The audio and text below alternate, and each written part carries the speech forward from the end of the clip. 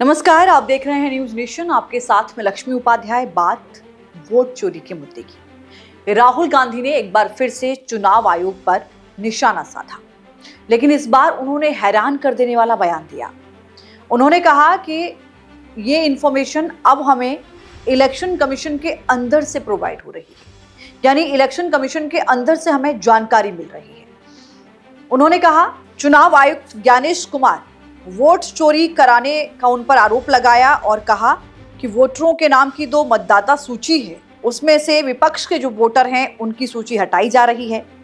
मुख्य निर्वाचन आयुक्त ज्ञानेश कुमार लोकतंत्र की हत्या करने वालों और वोट चोरों की रक्षा कर रहे हैं, ये उन्होंने आरोप लगाया।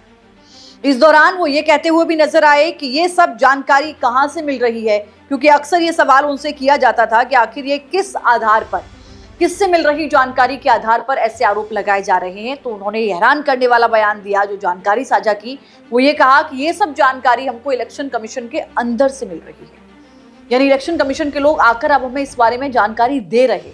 वोट डिलीट के मामले में प्रेस कॉन्फ्रेंस कर रहे थे राहुल गांधी और उन्होंने कहा कि चुनाव आयोग के लोग ही आकर उन्हें ये सब जानकारी दे रहे हैं। एक रोचक बात ये भी सामने आई कि इलेक्शन कमीशन के अंदर से हमें मदद मिलनी शुरू हो गई है, ये राहुल गांधी की ओर से कहा जा रहा है। ये भी उन्होंने कहा कि मैं साफ कर देता हूं कि इलेक्शन कमीशन के अंदर की इंफॉर्मेशन आ रही है, पहले ऐसा नहीं हो रहा था, लेकिन अब ये रुकेगा नहीं। यानी कि इलेक्शन कमीशन के जो लोग हैं, जो अंदर से उनके स्टाफ हैं, वहीं से हमें जानकारी मिल रही है और आगे ये हमें मिलती रहेगी। ज्ञानेश कुमार को लेकर उन्होंने कहा कि ज्ञानेश कुमार ऐसे लोगों को संरक्षण दे रहे हैं जिनको ये बंद कर देना चाहिए और 1 सप्ताह में निर्वाचन आयोग को कर्नाटक की सीआईडी के साथ पूरी जानकारी साझा करनी चाहिए, क्योंकि कर्नाटक में जो वोट चोरी का जो मामला है, वो जो लिस्ट सामने रखी है, उसकी जो जांच हो रही है, उसको लेकर उन्होंने कहा। फिलहाल कोई प्रतिक्रिया निर्वाचन आयोग की ओर से नहीं आई है। हालांकि ये जरूर है कि कर्नाटक वोट चोरी के मामले में चुनाव आयोग ने एफआईआर कराई थी, सूत्रों के हवाले से ये जानकारी आई है। लेकिन ये जानना महत्वपूर्ण हो जाता है कि जो प्रेस कॉन्फ्रेंस की राहुल गांधी ने, उसमें उन्होंने क्या वो मेन बिंदु थे जिनको साझा किया और क्या कुछ आरोप उन्होंने खासकर इलेक्शन कमीशन पर लगाए।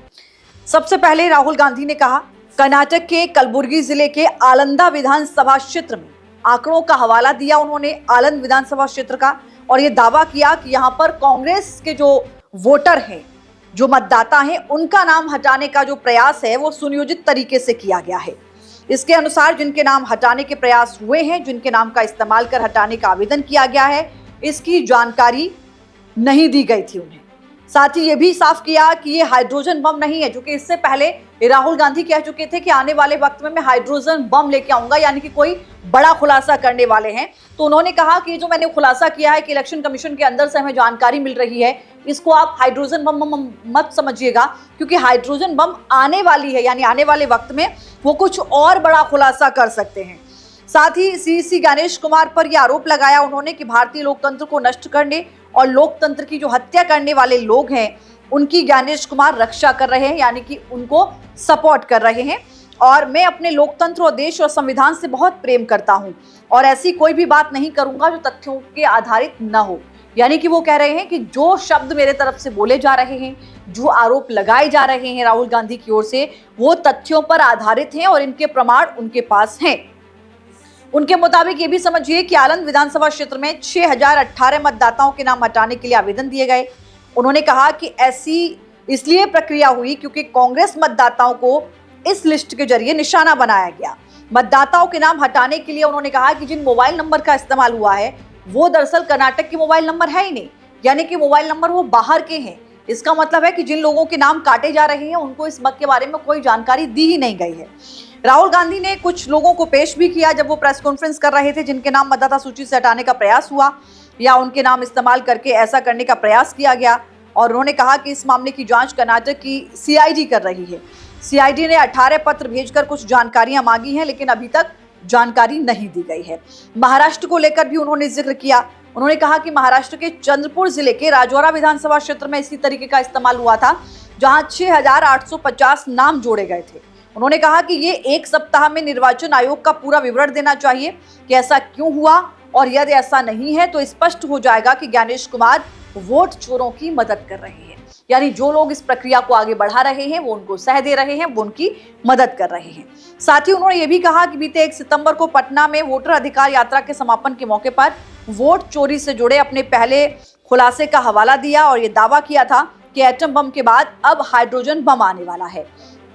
जिसके बाद प्रधानमंत्री नरेंद्र मोदी को लेकर भी उन्होंने कहा कि आने वाले वक्त में एक ऐसा खुलासा होगा जो बहुत ज्यादा बड़ा होगा। उन्होंने बेंगलुरु के महादेवपुरा विधानसभा क्षेत्र में भी कथित वोट चोरी का मुद्दा उठाया था। बीते 7 अगस्त को उन्होंने जब संवाददाता सम्मेलन किया था उसके जरिए, और इस खुलासे को उन्होंने कहा था एटम बम, लेकिन आने वाले वक्त में राहुल गांधी कह रहे हैं कि वो हाइड्रोजन बम लाने वाले हैं। अब सवाल ये है कि हाइड्रोजन बम क्या हो सकती है, यानी कि वो क्या मुद्दा हो सकता है, वो क्या खुलासा हो सकता है जो इस तरीके के, क्या वो आरोप हो सकते हैं जो इस तरीके के आरोपों से अलग हो सकते हैं। कर्नाटक का मुद्दा उन्होंने उठाया है, महाराष्ट्र का मुद्दा उन्होंने उठाया है, बेंगलुरु का मुद्दा वो लगातार उठा चुके हैं। तो ये तमाम मुद्दे वोट चोरी के मामले में राहुल गांधी पहले भी आरोप लगा चुके हैं, लेकिन बीजेपी का ये कहना है कि राहुल गांधी, कांग्रेस पार्टी जो संवैधानिक संस्थाएं हैं उन पर भरोसा नहीं कर रही है। वो कह रहे हैं कि ये आरोप आप देश पर लगा रहे हैं, देश के लोगों पर लगा रहे हैं, आप संवैधानिक संस्थाओं पर भरोसा नहीं जता पा रहे हैं, ये आपकी बौखलाहट है। लेकिन राहुल गांधी दूसरी ओर कह रहे हैं कि अब ये इंफॉर्मेशन जो हमें मिल रही है, ये बहुत पॉइंटेड बात है जो समझना होगा कि राहुल गांधी कह रहे हैं कि जो हमें जानकारी मिल रही है ये हम हवाई बातें नहीं रख रहे हैं, ये जानकारी हमको इलेक्शन कमीशन के अंदर से ही मिल रही है। यानी इलेक्शन कमीशन के जो लोग हैं वही हमें ये जानकारी दे रहे हैं कि ऐसा सब कुछ हो रहा है। उनका आरोप ये भी है कि पिछले 10 सालों से लगातार हो रहा है, जिसकी जानकारी किसी को नहीं थी। अब हमने ये मुद्दा उठाया है तो ये विरोध का और चर्चा का विषय भी बना हुआ है, जांच का विषय भी बना हुआ है, लेकिन ऐसा 10 सालों से हो रहा है जिसकी किसी को जानकारी नहीं थी। और ये कोई बिहार या महाराष्ट्र या फिर कर्नाटक किसी एक राज्य में नहीं है। वो कह रहे हैं कि ये यूपी में भी हो रहा है, ये बाकी राज्यों में भी हो रहा है और ये बड़े पैमाने पर ऐसा किया गया है। और इसमें सबसे ज़्यादा जो टारगेट किया गया है वो विपक्ष के मतदाताओं को किया गया है। हालांकि कांग्रेस के अपने आरोप हैं, इलेक्शन कमीशन की अपनी दलील है और बीजेपी का अपना जो भी दाव है वो साफ तौर पर कहा जा रहा है कि कांग्रेस के आरोप बेबुनियाद हैं। इलेक्शन कमीशन कह रहा है कि इस तरीके की कोई गड़बड़ी हमारी तरफ से नहीं हुई है, सब कुछ पारदर्शी तरीके से किया जा रहा है। लेकिन कांग्रेस का ये कहना है कि जानबूझकर, सूझबूझ के साथ, पूरी रणनीति बनाने के साथ हमारे वोटरों की लिस्ट काटी जा रही है, उनके नाम काटे जा रहे हैं। आगे क्या कुछ खुलासा होगा राहुल गांधी की ओर से, इस पर रहेगी नजर। फिलहाल के लिए इतना ही, नमस्कार। सबूत है, प्रूफ है कि ज्ञानेश कुमार जी हिंदुस्तान के चीफ इलेक्शन कमिश्नर वोट चोरों की रक्षा कर रहे हैं और यह मैं आपको अभी दिखाने जा रहा हूं। हर इलेक्शन में